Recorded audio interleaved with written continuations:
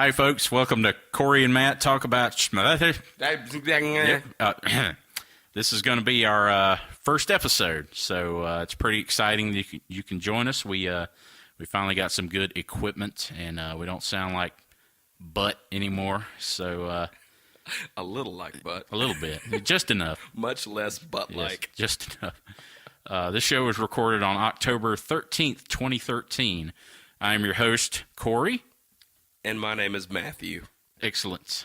This episode, we're going to talk about Doctor Who, Agents of S.H.I.E.L.D., Pacific Rim, Apple rumors, and other geeky shit as appropriate. On with the show. Hit it.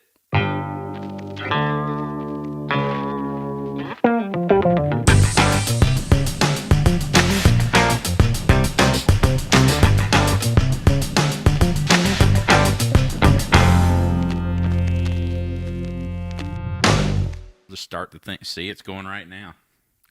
We're in it. Oh my God! It already began. Yep. Holy shit! We're in the midst of it. I'm just gonna let it ride. We got all up in that quick. That's our voice. What? What? That's what's happening there. Good Lord. Okay. So this could actually be our first real episode. I mean, we've got the pilot.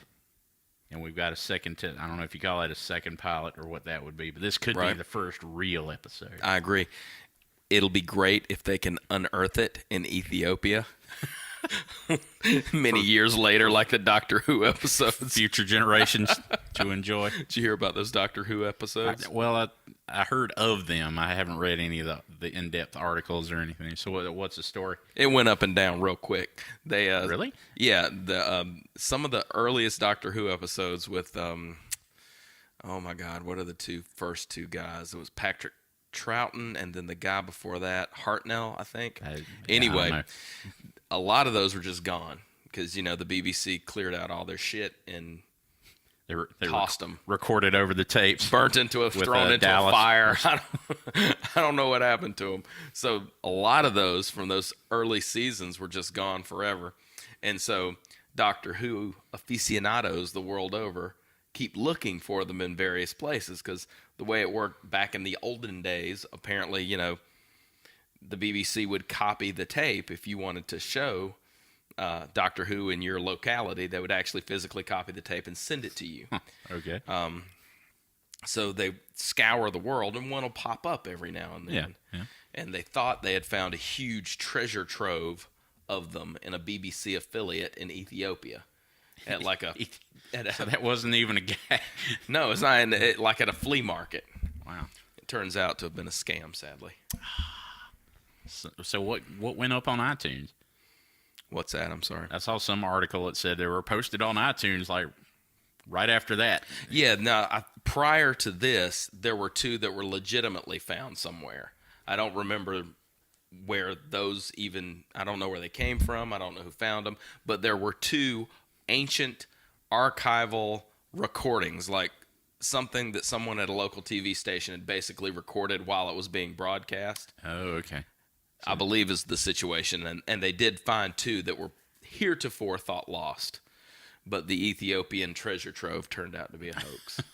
Damn. It's just like those copies of E.T. buried in the desert somewhere. That's exactly right. That's the E.T. video game, folks. Not the movie. You can find that anywhere. It's not hard. Or actual ETs. Yeah, They're not. Exactly. Probably none of those buried in the desert. desert. In the desert either, yeah. At least that's what they want us to believe. Yes, exactly. They're wrapped in a weather balloon. It's a burial shroud. So yeah, as we discussed before we went live, we once again have fallen down on our research duties, but we got a couple things we can talk about. I saw this just last night. This one link I have about the there's a link to Apple Insider about now it's talking about next year, not like about to come out, but Apple planning to launch 12-inch MacBook and a higher res iPad. And that kind of sounded nonsensical to me because I'm like, so a 12-inch, so they'd have an 11-inch, a 12-inch, a 13-inch, and a 15-inch laptop. Yes. If that came to pass. Yes. That That seems fairly silly to me. I don't know. Seems silly to me too. I suspect the only way that could happen is if it were replacing something in the existing line. Yeah, like is the way I took it. I don't know if that would mean it's taking place. The 11 seems kind of silly because, well, it's silly either way. It's not really an improvement of any great amount on an 11 or 13. It just seems like an odd product, which is why, when I read this, I was like, what? Well, maybe they'll get rid of both of them. What glue are you huffing? They had a 12. I wouldn't have like a 12 and a 15, and that's it. Yeah, and that's it. Maybe it would replace the 11 and 13. A lot of people hate the 11. Personally, I love the 11-inch MacBook Air, but a lot of people despise it. Like, I know a Mac Break, they run it down constantly because they think the screen is just too small. Well, I mean, I guess it's what you're doing. I don't know why a netbook is awesome, but an 11-inch MacBook isn't. Nor do I, my friend. Although netbooks are pretty much gone as a category anyway, but people were excited about netbooks when they were out. Very excited, except for Steve Jobs. Yep, he knew better. He was not excited by netbooks in the least. Nope. Because money excites him, and you can't make any money with netbooks. No, sir. Hey, look at this product we've got, Steve. It's a little computer for $300. And how much of that is yours? 2. Take that out of my face. There's probably the wrecked carcasses of a few of the netbooks, scars and indentions on the walls in Cupertino that have been hurled. They didn't want to spackle them over in his memory. That's right. It's an honor. They had him sign the wall underneath. This dent made on. This product was so crappy, Steve Jobs hurled it. Oh, this was the Dell Mini 9. Not many people remember that. Also, neat. Motorola rocker. God, he was so obviously disgusted with the Motorola rocker when he trotted that out on stage. Deeply. And someone mentioned on Mac Break, I'd completely forgotten. I think it was Mac Break. Anyway, I completely forgotten that he literally hurled a few demos prior to that. He literally hurled a point and shoot digital camera off of the stage in disgust when he was doing some. I guess it was an iPhoto related demo. During an actual demo? Yes. Wow. While he was doing it, he hurled it off the stage, and apparently some of the journalists had to scurry get out of the way. Nice. That reminds me. Good stuff. I saw a snippet. I don't have the link or anything because I'm just remembering. Apparently, some guy's writing a book about the development of Google and Apple phones, basically, and kind of how like what went into the making of the iPhone, and subsequently what went into the making of the Google phone or Android, and of course we know what went into the making of the Android. The iPhone went into the making of the Android. Correct. But anyway, what they were talking about is the task Steve wanted to perform for the demo, and they called it the golden path, which is the sequence of shit you could do that would not cause the phone to crash. Because that was, of course, still like 6 months before it shipped. I heard about that too. So that was pretty interesting. I know they do stuff like that during demos, but Apple is so mum about their stuff that it's like seeing a Star Trek blooper reel. They do it so rarely. There's all kinds of good stuff in that book. Apparently, there was apparently another situation where at least one of the apps, maybe more than one, but at least one of the apps was just a screenshot on the iPhone. It didn't actually do anything. A couple of the apps, they would not let you touch them at all. But yeah, heard about the Golden Path thing. And at one point in the rehearsal, apparently Steve Jobs called out to one of the engineers in the audience, "You're destroying my company." And the engineer, we're selling this guy's book for him. We ought to find the name of the book. So while we're, detailing these amusing anecdotes, we can give this guy the credit he deserves. But another anecdote from that book was apparently all the engineers had booze and would take a shot every time their application or their part of the demo would come up and it didn't crash. So they were all completely 3 sheets to the wind by the end of the demo. That's good stuff. They're just sitting there getting stank during the demo of the iPhone. This was during the actual keynote? Yes. During nice. the actual keynote, every time Steve did something that it didn't crash, they'd take a drink. So yeah, because that demo went perfectly. Yes. They were against all odds, according to what everyone involved with it said. So they were destroyed by the end of it. Is essentially what you're saying? Correct. They had to be carried out on stretchers by Cupertino security staff. I found this long ass New York Times article. I don't think this is a reference to the book. This could be the book itself, for all I know. But anyway, yeah, we'll find it at some point. We'll attach it to the notes or and something like that. Give that guy credit. But anyway, it's a book about the development of the iPhone and the Google operating system. Yeah, the problem is you put iPhone and Android development book into Google, you're going to come back with a lot of stuff. 1 or 2 things, yes. Yeah. So, yeah, we'll just move on. So the other part of this article, the high-res iPad, that doesn't make any sense to me either, because it specifically says we're not talking about the bigger iPad. Mm-hmm. We're just talking about a higher res. But I don't understand what higher res than Retina gets you. Really. It doesn't make any sense to me either.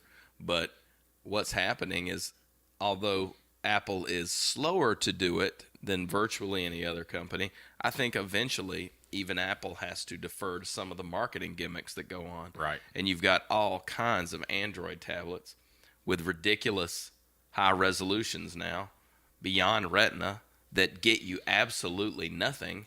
But I think Apple's going to have to respond to it and be able to put a number out there that looks at least somewhat similar to the other numbers that people are seeing on other tablets. Yeah. The corner Apple's kind of painted into, although... the iPhone is also Retina, but has a different resolution. And, I kind of way back put forth the idea, what if the iPad just had the same ratio as the new iPhone 5? So it was like a 16:9 iPad instead of, because the old one's still it's essentially still 4:3, isn't it? I think so. Less. Yeah. I mean, it's somewhere between 4:3 and 16:9, but yes, it's not 16:9. Yeah, it's not widescreen. So yeah, I'm thinking, well, they could go somewhere with that maybe, but the problem with Retina is they double it. It's not just a little bit bigger, That's right. So that's kind of the problem they create with themselves, the way they do it or create for themselves. So yeah. I guess that's the tack he's taking. It's just, Apple's going to have to increase the resolution just because. Until nobody is talking about it anymore. Yeah. Like, for example, with megapixels. Yeah. Megapixels and megahertz, for that matter. Nobody, this computer in my lap, I think it's a 2.7, but I don't know. That's how little attention I pay. Yeah, it's 2.7. Yeah. But yeah, nobody. Hardly anyone cares anymore. Yeah, exactly. You don't hear anybody quoting those numbers.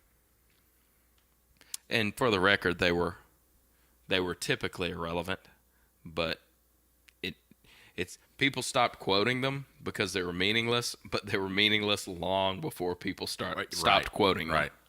Yeah, Apple's playing the right game. They just it was just before their time, really. Apple didn't really want to talk about megahertz, and they didn't. And then eventually everybody else came around. That's absolutely right. It's what good old John Rubinstein told us. It's about balanced system performance. Hey. So who was he again? He was the head of Apple's hardware engineering for years, and then he left and became the CEO of Palm for like a minute when they were trying to bring that up.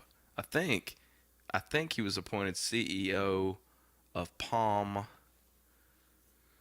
sometime after they divided it into the software and hardware division, but before HP bought it, maybe.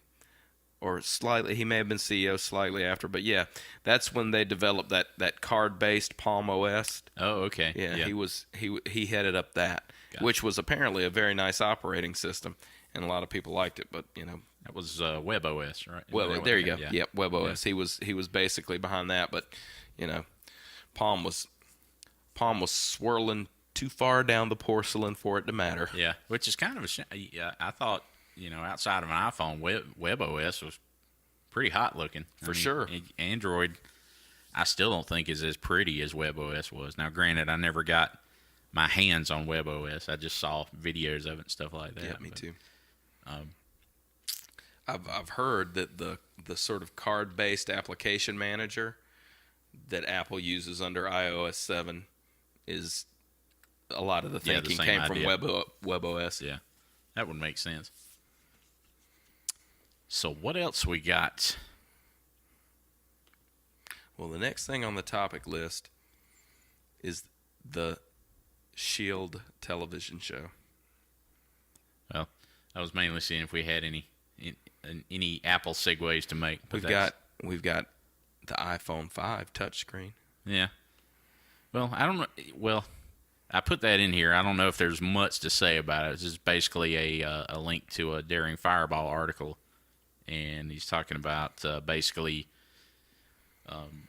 even the modern Android, they figured out a way to benchmark touch response. Mm-hmm. And everybody's always accused, rightly so, Android of being laggy and that kind of. And this just basically bears that out. That even the current super fast Androids don't have the touch response of iOS devices. That's right. That's that's demonstrably true. Nor will they ever, because it has to work across so many different iterations of hardware.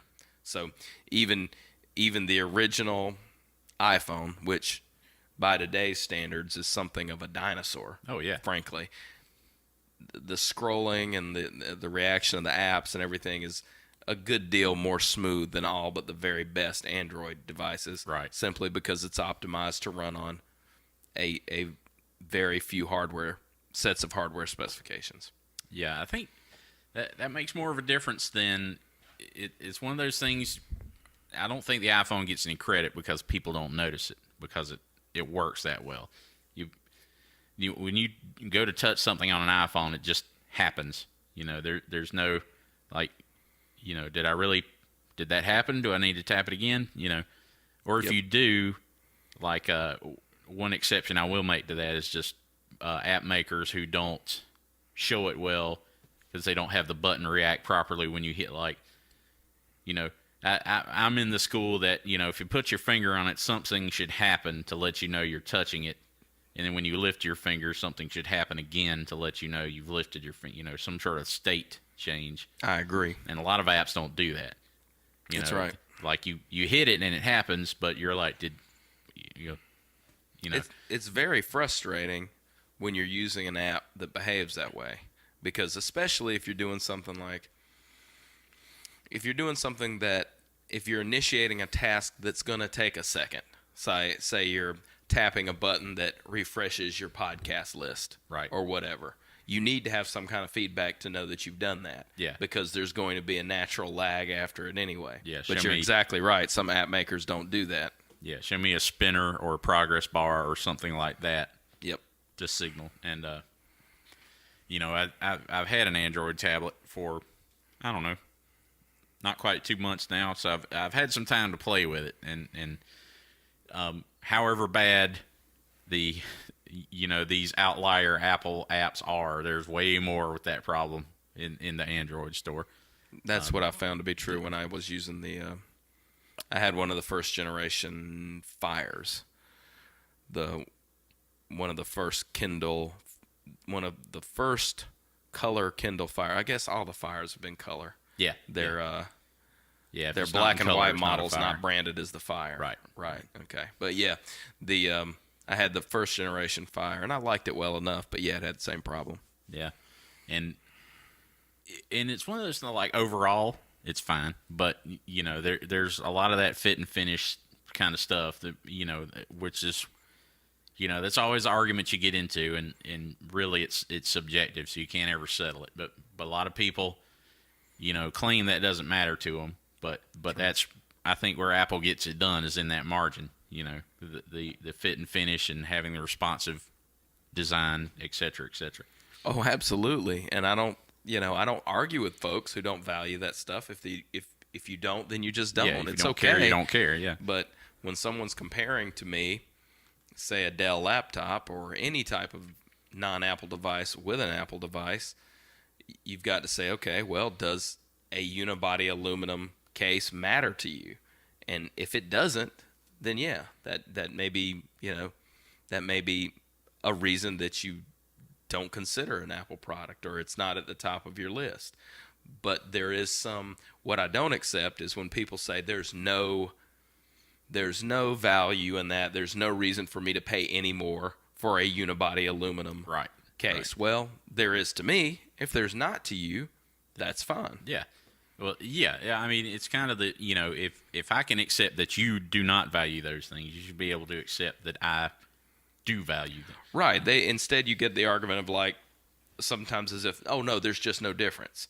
I'm like, no, there's a big difference between a plastic case screwed together from 3 or 4 pieces and a unibody aluminum case. There's a big difference. Now, if you don't value that difference, well, that's you. Yeah, exactly. And to, trot out the automobile argument, which, everybody loves to use with computers. It's, Honda versus Ford versus BMW, it, like, by that measure, why make any car that goes over 70? Why make, any car with more than 80 horsepower, et cetera, et cetera.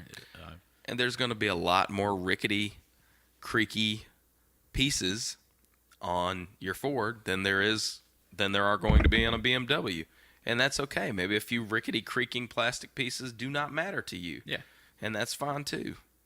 But yeah, you can't say that the two things are the same. You can just either say, I value the differences, or I don't value the differences. Yeah, exactly.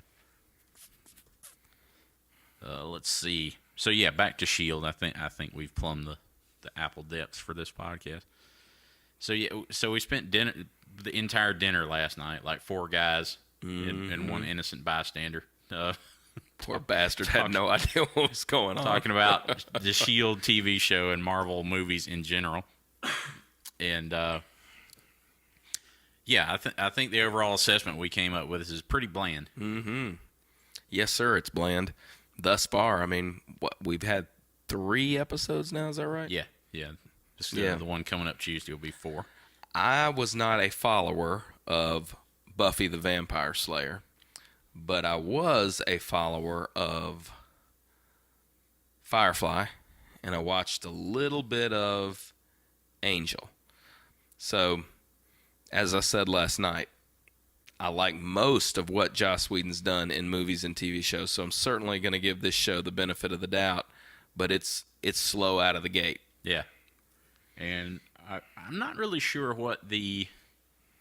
I'm not sure if it's slow on purpose or if they don't realize it, or, I guess I don't know what their play is here, I was reading a little about it last night, and because I found some link that, like, because New York Comiccon is this weekend, and apparently they had somebody said something about Shield. They had a little bit of official talk about it, and they showed like a preview for the next episode, I think, or something like that. And then somebody, and basically one of the muckety mucks was like, we could see the cellist that was mentioned in Avengers, the one that Coulson was supposedly involved with, and I looked at the comments, which I don't normally do, but there were only a few because apparently the story had just been posted, and the very first comment was referring to the dullness of the show, like how bland it was. Right. And I was like, okay, so it's not just us, No, I don't think that it can be. The characters are almost empirically bland. I mean, for example, there's Agent Coulson, and then here's the rest of the cast of S.H.I.E.L.D. as far as I'm concerned. There's Agent Coulson. There's the Asian woman that can fight. There's the tall CIA type dude. There's the short, cute hacker chick, and the British scientists. Yep. I couldn't tell you the name of a single other one of them. Are they both British? Or is it just the dude? I thought they were brother and sister. Is that not right? See what I'm saying? Yeah, now that you mention it, I don't even know. Yeah, I thought the scientists were a brother and sister team, but maybe they're not. If I'm not even sure. Right, and that shouldn't be the case. Yeah, exactly. Right? We should not be unsure. And we don't remember anybody's name. I know Agent May is the Asian pilot, mysterious lady who can kick a lot of ass, and they haven't told us why yet. Right. The main dude, we were talking about him last night, and I couldn't remember his name, and I still can't. It just never occurred to me. So whatever his name, Agent, it could be a name for all, or a number, like Agent 57, from Danger Mouse. But, no, you're right. I was just checking it. Apparently there's no relationship between the two at all. They just are close friends or who work together closely. It's Ian DeCasticker and Elizabeth Henstridge are the actors playing Leo Fitz and Jenna Simmons. And so Fitz Agents Fitz and Simmons are apparently close partners, but it doesn't say anything more. So, at any rate, I had no idea what either one of those characters were named. Right. And they compound the problem by combining their names, and they refer to them as a unit, Fitzsimmons. Yep. And that, which is... Oh, there we go. That's why I was confused. I just kept hearing Fitzsimmons, and I didn't even know why. I just assumed that was both of their last names. Oh, yeah. I get what you're saying. Yeah, that's a cutesy thing they did with no... Like, it didn't come up organically. They called them Fitzsimmons from the start. The very first time we're introduced to them, they're Fitzsimmons. It's not like Hacker Girl came in and was like, I'm going to call you guys Fitzsimmons because you're like one person, or any shit like that. No. It's just him going, this is cute, and this is how we're going to do it. Okay, good to go. And so you've got shit like that, little cutesy stuff that's pretty obviously done just to be cutesy, that didn't evolve from anything. So you've got Agent May, Fitzsimmons, Hacker Girl, and something else I was going to point out last night with the generic hero dude who's supposed to be the seasoned agent and all that, and I guess, the secret agent business is a young man's game, but yes, but the angle they seem to want to play with him is he's the seasoned vet, and he's going to mentor the more junior members, specifically the hacker. But I don't really get that from I don't get seasoned vet from him. They just keep saying he's a seasoned vet, and we're just supposed to go, okay, if you say so, whatever. But yeah, I don't get any sense of seniority or gravitas from that guy. He's just he's just so generic. His name is Grant Ward, apparently. Yes, even the name's got no personality. Well, the hacker, the cute hacker chick, is named Sky with an E. Ah, yes. As soon as you said it, it popped into my head. So, Lordy Jesus, come on now, and come on now, Joss Whedon, Sky with an E. I don't even. Well, we talked about this too. That the characters in general are, I think, the biggest problem. If you've got interesting enough characters, I'm willing to watch them do pretty much whatever. Yes. House is a good example of that. Every episode of House was the same as every other episode of House. Absolutely. But the characters were awesome, so you didn't care. Didn't matter. But, the problem with S.H.I.E.L.D. is that the characters are not, and maybe they'll get there. I mean, it's a new show. A lot of shows struggle out of the gate, but I don't really care for any of them right now. No, not a one. Not a one. I don't wish them harm, but they're just dull, They don't piss me off. Right. I mean, who there's no one when they walk on the screen, you get some short adrenaline jolt of excitement because some cool shit's getting ready to go it's down. Not like when Kramer burst in the door on the Seinfeld. Exactly right. Yes. Yep. There's nothing like that. Yes, I call it the Seinfeld, folks. I'm going to watch the Seinfeld tonight. I like it. And then later go to the Kmart. The Seinfelds and... But yes, it's got a lot of problems right now. I mean, it's got enough going for it that it's not going to get canceled anytime soon. Oh, yeah. I mean, it's still phenomenally successful. But, yeah, it's there's nothing compelling about it thus far. And I don't... We kind of talked about, like, what... We're talking about the conversation we had. It'd be nice if we had that conversation on here. Indeed. But sometimes the microphones are not present. Yeah. We talked about, we couldn't tell if they were deliberately avoiding talking about stuff from the movies, just trying to basically be like, we don't need that, we can make it on our own steam, or are they teasing that? I couldn't figure out what their strategy is with that either, because I'm like, if you've got it, exploit it. I don't think there's any shame in that. I can't either. I don't think there's any shame in it, and furthermore, there's a vast Marvel universe and history to exploit. There's a gazillion B, C, and D level characters that you could be using that would, on the one hand, be a good chance to air those characters and almost do like a test marketing with them, and then also tickle the hell out of your core audience who's going to know who those characters are. Your average dude walking down the street, that was all the buzz in the first with the first teasers and clips from the pilot were is that Power Man? Is that guy Luke Cage? That's Luke Cage, right? That's Luke Cage. Yeah, exactly. Because your average guy walking down the street has no idea who Luke Cage is, but it would have made the nerds happy for that to be Luke Cage. Yeah. Yeah. So, I don't understand. What are you losing by doing that? And if he turned out to be a good character, then great. You've got something else to spin out there. And if not, you never have to hear from him again. Yep.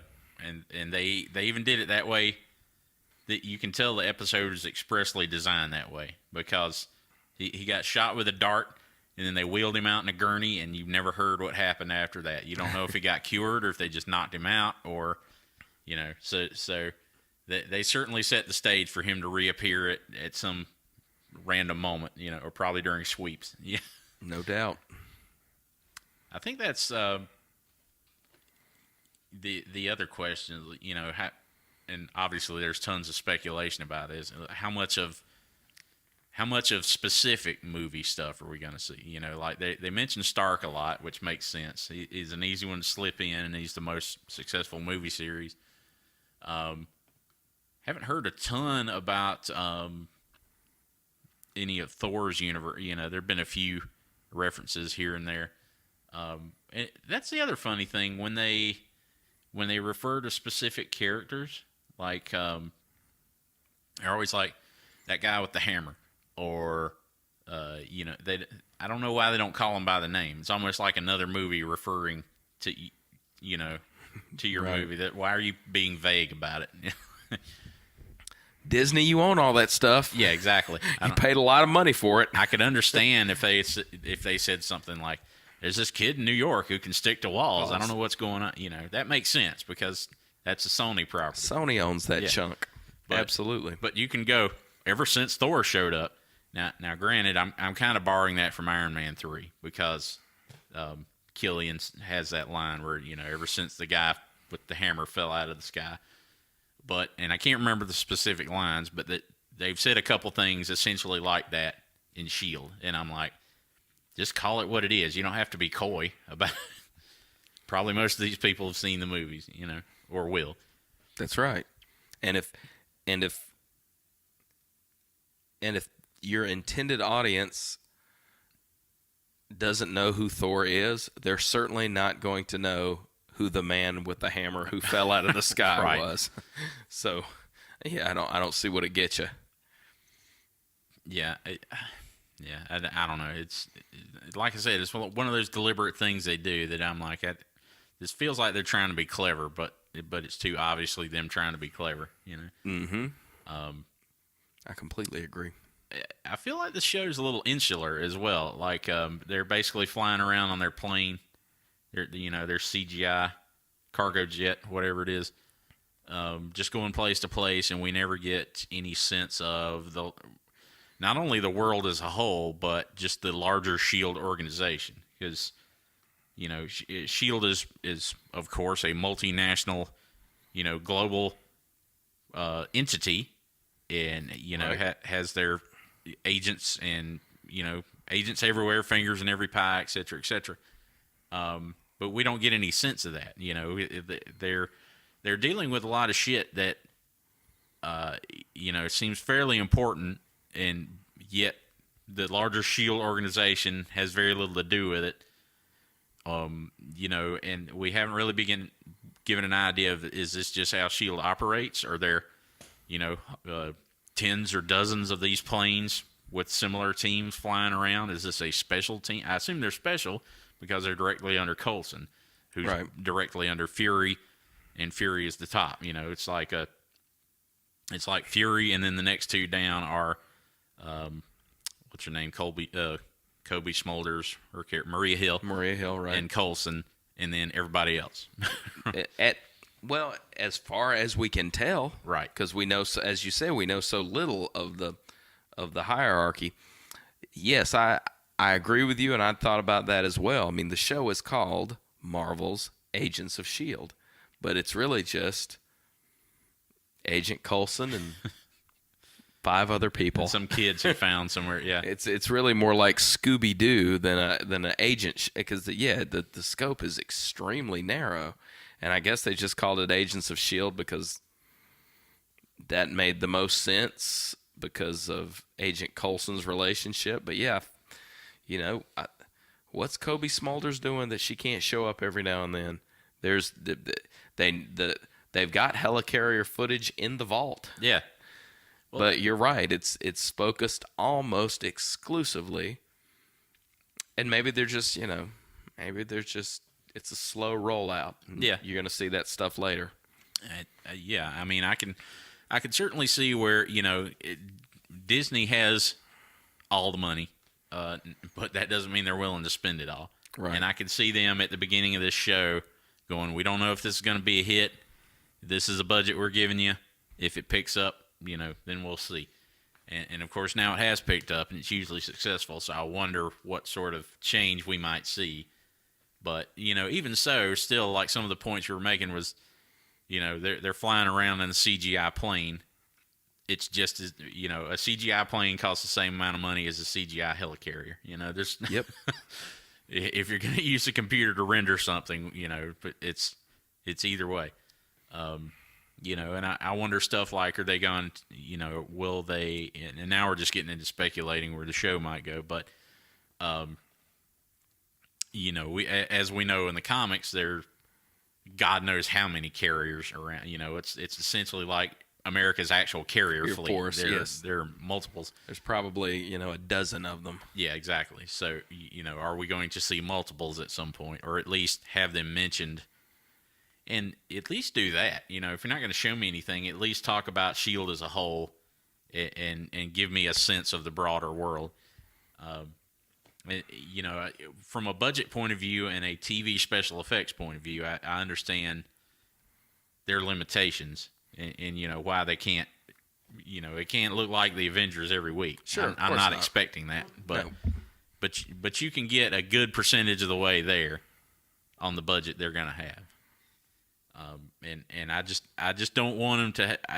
I don't want them approaching it with the attitude like, we don't have to do that. We want to do it this way. We want to do it on the cheap. Right. And why would you do it that way? Because you're not an independent television production that was picked up from a guy's basement internet show. It's not Wayne's World. Yeah. It's a giant. It's the product of a giant entertainment conglomerate. Two giant entertainment conglomerates that were recently joined. I mean, this is not. There's nothing to be gained by desperately trying to seem subtle or artistic. Right. You're a corporate product for sure. Check the logos. Yeah, just embrace it. Exactly right.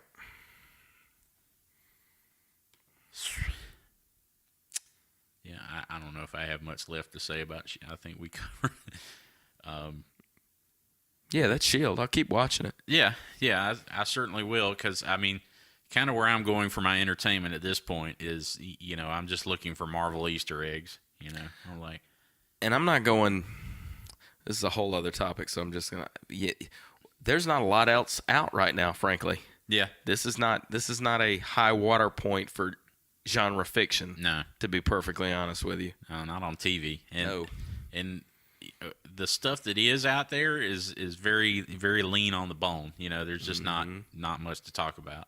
Well, it's all the same thing. All the genre fiction, apart from something like S.H.I.E.L.D., which is why I was very much looking forward to it, is really, nasty, dark, apocalyptic stuff. Yeah. I mean, you've got your... It's a lot of supernatural horror kind of things, yeah. You've got your, what's the fantasy thing on HBO? You've got your Game of Thrones. Yeah. You've got your Walking Dead. Yeah. I mean, I'm trying to think of what is Battlestar Galactica-ish. Not the new Battlestar, but what's like the old 70s Battlestar Galactica. There was a lot more genre fiction. There was less genre fiction when we were younger, but it seemed to have a more hopeful, positive aspect to it, right? Than what we get to pick from now. Well, yeah, I've said before, I've about had it with dystopian fiction or stories about humanity getting their shit back together after some apocalypse. Fill in the blank, Yep. Revolution. Yeah, Revolution is The Walking Dead. You can't think of one. I mean, I'm sitting here, other than Agents of S.H.I.E.L.D., I'm trying to think of some type of mainstream genre television show that doesn't have some sort of dystopic, apocalyptic backdrop. Right. Well, if it's not that, it's still supernatural. There's not a lot of science fiction, like, spaceships, laser guns, cool gadgets. I guess that's true in movies too when you stop and think about it. Yeah, because there's that new show on Fox, Sleepy Hollow, which is not post-apocalyptic, but still it flirts with the same themes. Yes. But yeah, sci-fi seems to be the channel. SYFY seems to be shedding science fiction shows. I mean, they picked up that what is it? The one set in St. Louis, Defiance, but that's yet another post-apocalyptic. And I'm just like, I don't want to deal with that. Warehouse 13 is a good one, but and some intelligent person who's going to listen to this podcast and probably rightfully point out, hey, Maddie, idiot. 1970s Battlestar Galactica was post-apocalyptic too. Yeah. But we're talking about tonally. The show was a hopeful, enthusiastic show, as was Star Trek, as was a lot of the shows you can name back then. It wasn't like when you watch Game of Thrones, say, and like, okay, when is someone else going to get raped or murdered? Right. It's been 10 minutes. It's been 10 minutes. Or get horribly disfigured. You forgot that. That's right. Or get horrifically maimed. Let's insult the dwarf again. Let's do that. But it's just there's no hopeful fiction out there really. Everything is very and I think smarter minds than us have debated that, like what trends in humanity or human themes or whatever of the time makes a certain type of fiction popular over another. But a lot of it's a chicken and the egg. Do we start showing upbeat stuff like your Star Trek or your Battlestar Galactica, and and people start to enjoy that sort of thing because they see it and they like it, or is it just because this is how life is? This is what they're in the mood to see, Right. I've always heard it posited that the bleaker actual reality is, the more likely it is that commercial art takes the role of cheerleader. Right. Which would make sense. Right. But, I mean, what we were just talking about would seem to indicate the opposite. Because I think if you ask most people on the street, they're like, things are pretty shitty right now. You know, politics is horrible, government shut down, blah, blah, blah, blah. The economy is in the toilet. But we also have all this apocalyptic fiction. Right. Well, I think at some point, and the writer Alan Moore addressed this better than I could because he's a smarter guy, but there's also just an underlying trend in popular fiction that apocalyptic and depressing is more intelligent. Yeah. And that probably plays into it as well. Yeah. A lot That's of people, not true, by the way. But well, no, it's absolutely not true. But yes, it is true that a lot of people equate the quote unhappy ending with being intelligent. Yes, or sophisticated. When in point of fact, it's much more difficult to tell an honest, truthful story that's hopeful and has a positive ending. Right. Because most people are going to look at that and get, like at your average romantic comedy and be like, well, that's not how that's going to happen, Right. So yeah, to tell a story like that and make it believable is way harder. I'm totally in agreement there. Yeah, and but people should try. If anybody wants to read my book, it has a happy ending. There you go. You're talking about Tog. Right? Tog, yeah, that's a really good book. Not your book in progress. No, that's a book on teaching children to write stories. I mean, so I guess you could say it has a happy ending. Well, ideally, but I meant the other one. You're right. Oh shoot, Caldera. Yes. Yes. Caldera is a good traditional science fiction book. Rip snorting good time with a happy ending. There you go. It's not available for purchase. Well, that's why I described it as, a work in progress.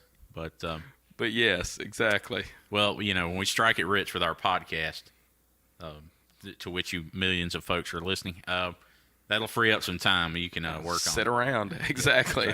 You can work knock a page out a day. Before you know it, you got a book. Now, in defiance of everything we've just talked about, Pacific Rim is available on home video now. I think just now. Yep. The digital's been out. I think the DVD's any day now. It's Tuesday, actually. Yeah, there you go. Which is, of course, dystopian fiction. Right. But it's hopeful. But with a hopeful, positive tone. Precisely. Right. The world is it's kind of the teetering point, really. If it could go either way. Like they win and shit goes well because the world is not yet destroyed. Right. Is the point we're at in Pacific Rim. Because there's still civilization. We still have you got a little taste of it with the opening scenes where the guys up there building the wall. Right. But outside of that, civilization is pretty much as we know it now. Correct. Yeah, it's near future. Yeah.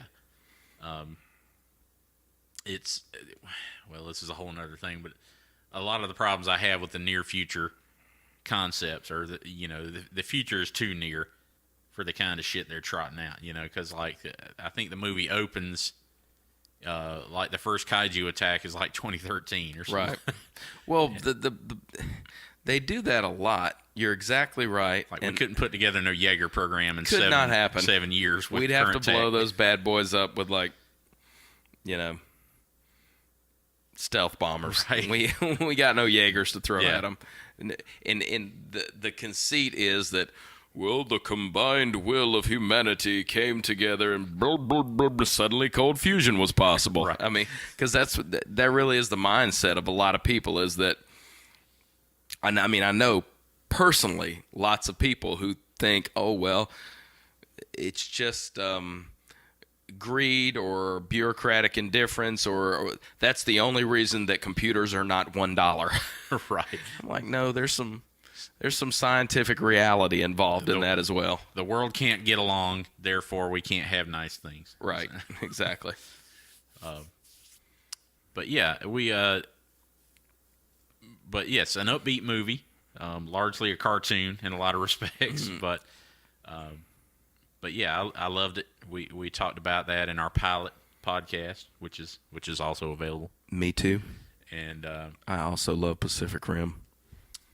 I keep waiting to see, because if you count the international take, it made quite a bit of money. Oh yeah, it did fine. Ultimately, it doubled its budget, I think. So I keep waiting to hear that they've given the green light on the sequel. I keep fervently hoping that they'll do another. Studios are so touchy now. I mean, and on the one hand, I don't blame them, because it's such a massive investment of money these days that I guess they want to just be absolutely, without any shadow of a doubt, positive that a Pacific Rim sequel is going to make a lot of money. It didn't do well domestically. It didn't do well in North America. But yeah, it was a legitimate hit once you count the grosses globally. Yeah. And much like, and that was a trend this year, much like with Star Trek Into Darkness. Star Trek Into Darkness made slightly less domestically than the original Abrams Star Trek did domestically. But then overall, when you count the global markets, Star Trek Into Darkness was a much bigger hit than the first Star Trek movie. Yep.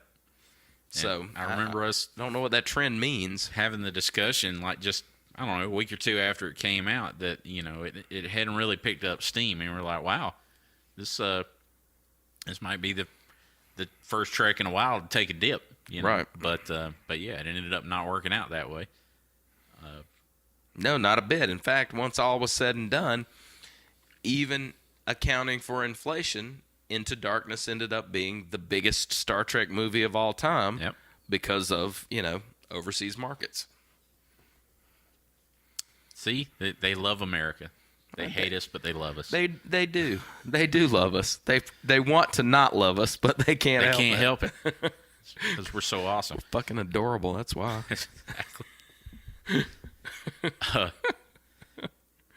Speaking of Pacific Rim, this is something I only recently realized. We had that Godzilla teaser leaked out here recently, which when I first saw it, I did not realize it had leaked. I thought it was like the real trailer. Well, it was all over the internet for an hour there, as if Warner Brothers or Legendary had just put it out. Yeah, that's how it was labeled. And when I say like it's the real trailer, it is a real trailer, but it was not meant to be released. Why? I don't know, because it's awesome. But the segue there was that, of course, giant monsters, but I didn't realize Godzilla and Pacific Rim are both Legendary Pictures and Warner Brothers. Yes. So now I would like to see the Pacific Rim Godzilla crossover. Because we have Godzilla and the Jaegers versus the alien monsters. I think that's got to happen. They'd have to sell Southern California to finance it, but yeah, that would be awesome. That's a $500 million movie easily. Yeah. So let's get that on Kickstarter. I'll pay for that. I'll chip in. I'll put my milk money toward that, because the new Godzilla trailer was awesome. Yep. It is everything you would have hoped for out of a Godzilla trailer. It set the perfect tone. It had that really creepy Oppenheimer voiceover. Yep. Yeah, just great all around. Godzilla looked like Godzilla. That was a plus. Yep. I mean, you only got to see him in silhouette, but the silhouette looked right. So, he looked the same, but yet huger and meaner. Well, I was not a huge fan of Gareth Edwards. Gareth Edwards is the director of this new Godzilla movie. Yeah. And I was not a huge fan of his first big hit feature. What was it called? Monsters? Yeah, I think so. Yeah, it was all right. I was not a huge fan of it. But what he said something that made me think that he really caught the essence of the right way to move forward with Godzilla. He said, what I want to do is film this Godzilla movie as if it were the real thing that happened, if this were the actual documentary newsreel occurrence of this giant creature, appearing to humanity, right? And then the older Toho movies were, entertainment's attempt to capture that real live event with imperfect technology. And that made perfect sense to me. He was like, if I could go back, if I look at, in other words, what he was saying is, if I look at those old movies as a storybook or a fairy tale or an analog for a real thing that happened, what would the real thing look like? Ah, okay. And I thought to myself, that's exactly the right way to go. That's exactly what you want to hear. And, yep. And he's not talking about found footage style like Cloverfield or not at all. And I appreciate that, because I don't really think that would be ideal for Godzilla either. But yeah, tell the story like realistically, basically. Is Sure. I mean, in as far as you can, given that we understand that the physics of the situation are never really going to work out. Right. But yes, what would it be like if a 400-foot radioactive dinosaur showed up? Right. Go. Yeah, because let's face it, Pacific Rim is not realistic. No, not in the least. I mean, and God bless them, they didn't care. No, they were not attempting to be realistic. They didn't have that goal in mind, right. And I don't think any of us expected it. So, that was fine. But yeah, I've always thought I've kind of had the similar attitude that Godzilla should be like a disaster movie. Right. This is a thing that's happening, and the most you can do is just get out of the way. There's no fighting it per se. What does humanity do to deal with this? I think that's how you have to treat it. Yeah, and that's ostensibly what they did with the Roland Emmerich Godzilla. But the problem is, Roland Emmerich makes crappy disaster movies, right. Which I love. Yeah, they're entertaining. I have not failed to enjoy any Roland Emmerich movie I've ever seen, up to and including 2012, which is a terrible movie. It's terrible. It's a horrible movie. It's ridiculous. But I like watching it. Yeah, it's entertaining. Just like I like watching Irwin Allen movies like Earthquake and Towering Inferno. Yep. They're all equally stupid, but that doesn't diminish my enjoyment. But yeah, that's the thing. The what year was that? The previous American attempt at Godzilla, the Roland Emmerich movie, was a disaster movie. It was 98, I think. There you go. In that he didn't fight any other monsters, and he wasn't at war with the army. It was ostensibly a disaster film, but it was a corny Irwin Allen disaster film as opposed to a let's document the effects of a Category 6 earthquake disaster film. Which is what Gareth Edwards seems to be going for with this. Right. And they bogged it down, because it's been airing on television lately, just coincidentally, the 98 Godzilla. And there's a lot of stuff in it that doesn't really have anything to do with Godzilla. Right. And there is a way to integrate a compelling human story with the disaster movie, and they don't seem to be able to figure out how to do it. Not a bit. Not a bit. It's just basically them going, well, people aren't going to want to watch Godzilla smash around for 2 hours, so let's put some men and women in here because we want men and women to come see this. Matthew Broderick is likable. He scores well. Put him in it. Yeah, it's basically a movie created by formula.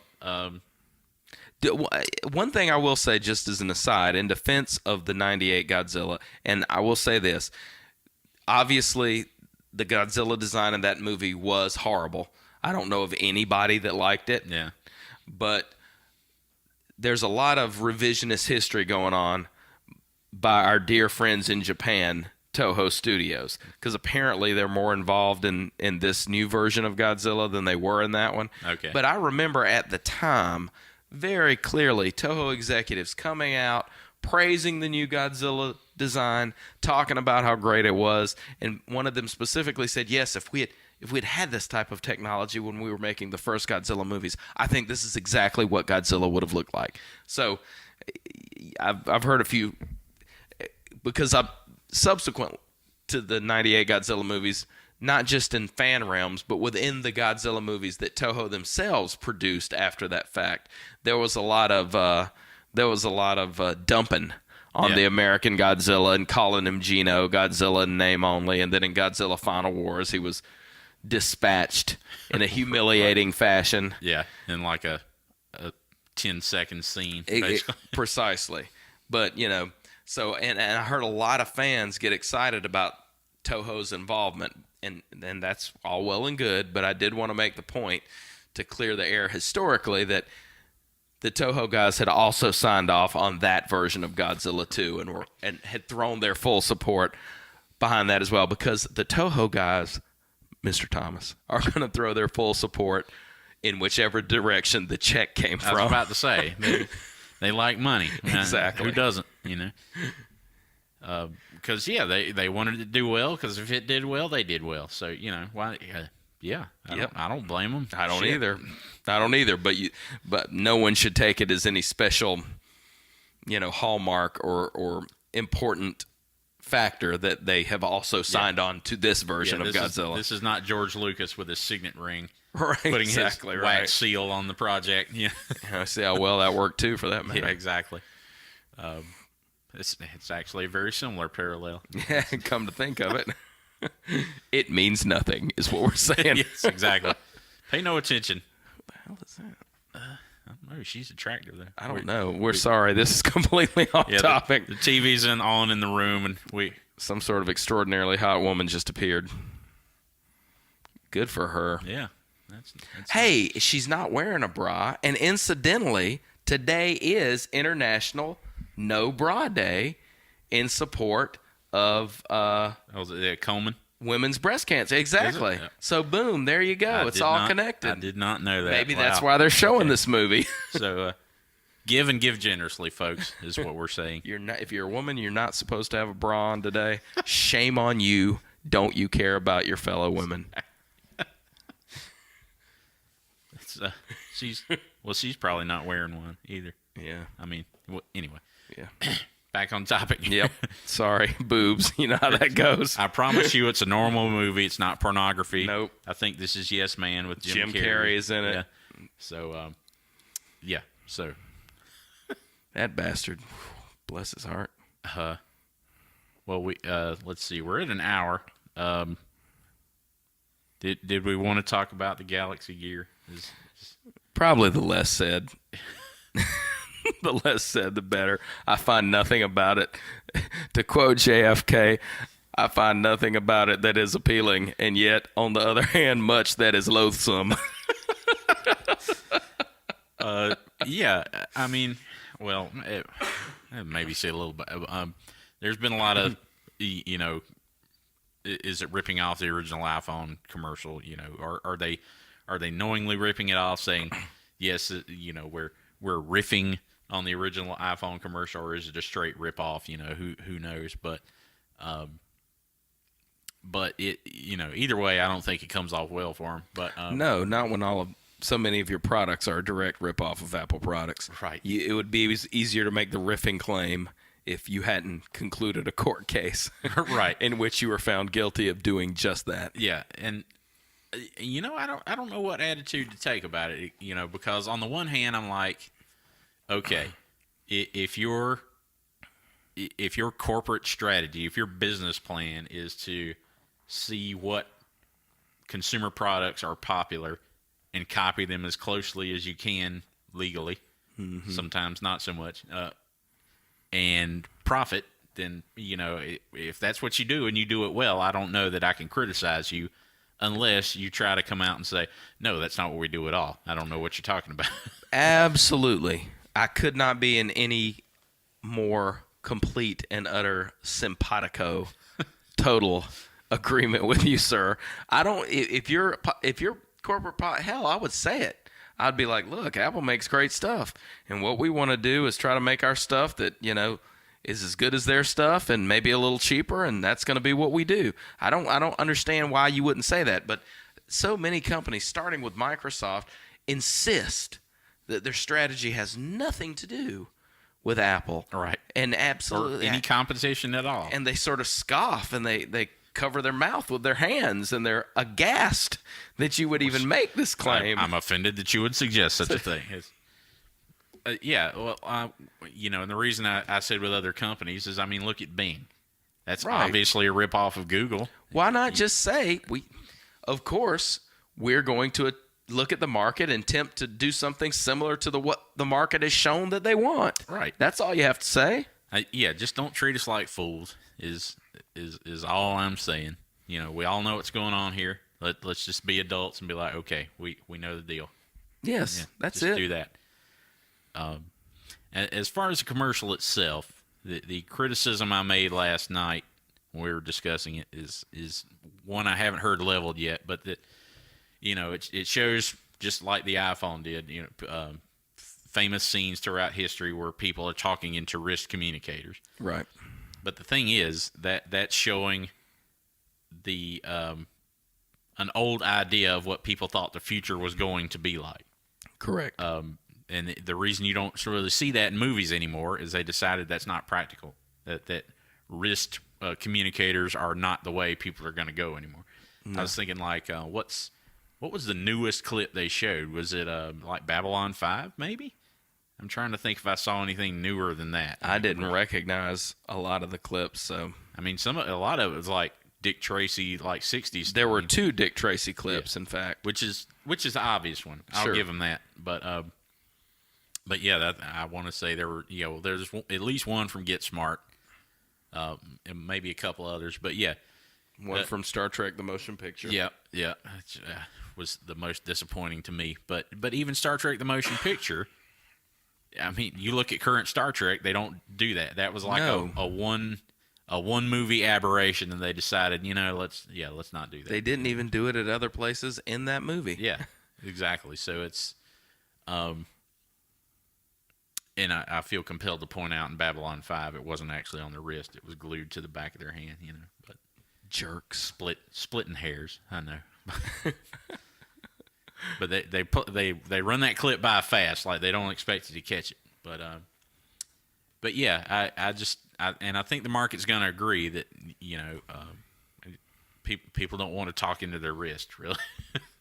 Well, it doesn't make a lot of sense for a lot of reasons, and the simplest and most obvious one that I think we all know and have talked about is, well, it's easy enough to talk into your wrist if you want to do that, but how do you hear anything? Right. And you certainly, if you have to go around with a pair of earbuds plugged into your wristwatch, you've lost anything good about having a communicator on your wrist. Or if you have Bluetooth, but at that point, if you've got the Bluetooth thing in your ear, you don't need the thing on your wrist. Why not just have an awesome, fully featured 64-bit computer in your pocket, right? that you're talking to. So yeah, it's kind of a solution looking for a problem, and of course we all know the only reason Samsung came out with it is because people think Apple was going to come out with a watch. Right. So Samsung's preemptively copying a product, basically. And we've seen that a few times before. Apple's take on it is nothing but rumor at this point, but if it turns out to be true that Apple's going for more of something that is based on their A7 sensor, or their A7 processor that was just introduced with the iPhone 5S, and something that has more of a biometric sort of health focus to it, yeah, that would make more sense to me. Like a fuel band competitor, something like that. Yeah. Yeah, well, that's the problem. I mean, you never really know what Apple's going to do. I mean, before the iPhone came out, there were a lot of rumors that turned out to be connected to the iPhone, but when it's seen in isolation, people didn't know what to do with them. Right. Like I don't remember. It's kind of like when Steve came out and said, I'm introducing 3 products, a phone, a music, an iPod, an internet communicator, or whatever the 3 thing was. And that is really how the rumor mill had treated them. Every little piece they saw was some part of some other product. They couldn't see the whole. Mm-hmm. And I think that's what's going on with this watch situation. Almost certainly. Even if the watch thing will, ever turn out to be true. Again, we could be seeing pieces of things that point to existing Apple products or future Apple products that are not of the nature we think they are. So, like, this looks like it would be a watch, but it turns out not to be a watch. That's happened more often than not in the history of deciphering Apple rumors. Who can forget the spectacular tale of the asteroid? Yeah, where the only confirmed, well, one of the few, maybe there's been, I guess, the iPhone 4, since they found one. That was the one they found in Gizmodo, found in the bar, right? I believe so, yeah. But other than that, the only time Apple went to court and sued somebody, because this was a real product that they confirmed, and they sued the person over having released this information, of course, never, ever even came to market. Yep. I thought I heard... I was under the impression for a while that Asteroid was basically a fake product they made to smoke out leaks. Yeah, that may have been the case. But either way, yeah, I mean, I think Samsung is getting into a dangerous game if they're creating products based purely on speculation about what Apple might come out with. It doesn't really make any sense. I mean, they are a hugely successful company based on their current model, which we just talked about. Just wait for Apple to come out with something and copy it. Give it a year. Apple's gonna sell the crap out of it for a year, and you won't get any of that. But then your slightly crappier, cheaper version will come out a year later, and you'll do just fine. I mean, Samsung is the number one Android vendor for a reason. Right. I don't think there's any. If you're gonna be shameless, be shameless. Don't be half-assed about it. Absolutely. Just get out there and wasting do it. both of everybody's time. Just so I'm not sure what the Gear is just an odd product and an odd strategy for me. I guess they're so convinced that they know what Apple's going to do. They just felt confident in moving on it. I guess. All I can figure. We don't know. We're not there. Maybe they really think it's a great product. It's so big, and it seems nothing more from every review I've read than a crappy version of the full-size, fully functional Samsung device that you already have in your pocket, but doesn't particularly communicate that well with. Right. So I try to think of its reason for existence, as Apple often says, and I don't see it, but it's almost like what they did was, maybe we're thinking of it backwards. They went back and looked at the iPod Nano of that generation. That was the square that lots of people made watches out of, and I did myself. Yeah, I was about to say. I think you had a wristband. They looked at that and basically made a current. Now this was 2 years ago that was the new Nano. So they made a watch that looks like the Nano from 2 years ago, and it seems to do essentially the same stuff, and just tied it to your phone. Right. Is essentially all they did. So, I mean, really, I don't know. It might have made more sense if it just hadn't tied it to the phone at all, and just been like, here's a new watch thing. Maybe. Or yeah, right. Here's just a new type of Samsung smartphone, and you just wear it on your wrist. Right. But I guess they just couldn't do that because they would have had to make it even bigger to provide more functionality. 'Cause the damn thing's huge already, but I guess if you wanted to try to sell it as a fully functional device by itself, it might have had to be bigger and heavier still. Yeah, and they and you can tell they're trying to fight that attitude, because they had a woman wearing it in the commercial, because they're like, well, it's small enough a woman can wear it, You ain't gonna catch a woman wearing that. That's never going to occur. You ain't gonna catch no men wearing it either. But. Who's gonna wear one? Serenity Caldwell. Let's name all the women in tech that are ever gonna wear Galaxy Gear, and probably because they're reviewing it. Right. What's the? Let's see. Trying to think of the young lady that does 5 for the iPhone. It's one of those Talking about on CNET? Leo Laporte Oh. shows. Anyway, there's a handful of women. Serenity Caldwell comes to mind because her name's Serenity. But yeah, there's a handful of women that you will see. I'm talking about legitimately outside of a Samsung commercial. Right. You'll probably see wearing one because they review it. But outside of that rather select group, I cannot imagine. Like my wife, who's fairly nerdy, would never. A regular watch is almost too big and bulky for her to wear on her wrist. Yeah, that's the thing. Watches are more of a fashion item now. Yes. It's just jewelry, basically. Yep. There's no technological reason to wear one. I mean, and hasn't been for a while. What is it? Long time. Microsoft took a stab at it with their smartwatches, and there's that Pebble thing that was kickstarted that links to the iPhone. But I mean, and it was hugely successful, but it's hugely successful and yet tiny as far as the market goes. So yeah, I don't know. It's just a product that doesn't really make sense to me, and I don't understand any part of it. The strategy, why you'd even bother. No, it doesn't make sense to me either. Just keep copying Apple and cashing the checks. I don't doesn't mean it's wrong. It just I can't understand it. Yeah. So yeah, we've been at it for about an hour 15, which is I think about as much as your people's time as we want to monopolize. What do you think? Sarah Lane. Sarah Lane. For Leo's. Yeah. i5 for the iPhone. You might see Sarah, but I couldn't think of her last name. Might see Sarah Lane walking around with a Galaxy Gear on at some point. Maybe she and Serenity will go out somewhere. You never know. And you'll see them. And they'll compare notes on their Galaxy Gears. But yeah, that's who that is. There you go. All right, folks. Well, thanks for tuning in this time. Gracias.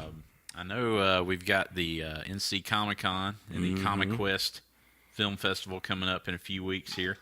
Be a damn fool to miss them. Yes, exactly. Maybe we could do a preview show about that, like the cool things we expect to see there. Although most of you people probably won't hear it until after, but that's fine. That's good too. Yeah, exactly. Can relive the excitement. Right. What the hell? You can, we'll be like, hey, this stuff's gonna be cool, and you'll be like, yeah, we went and it was cool. So you guys were right. It was just as cool as they predicted. Exactly. All right, folks, we're out of here. We'll catch you next time. Sayonara.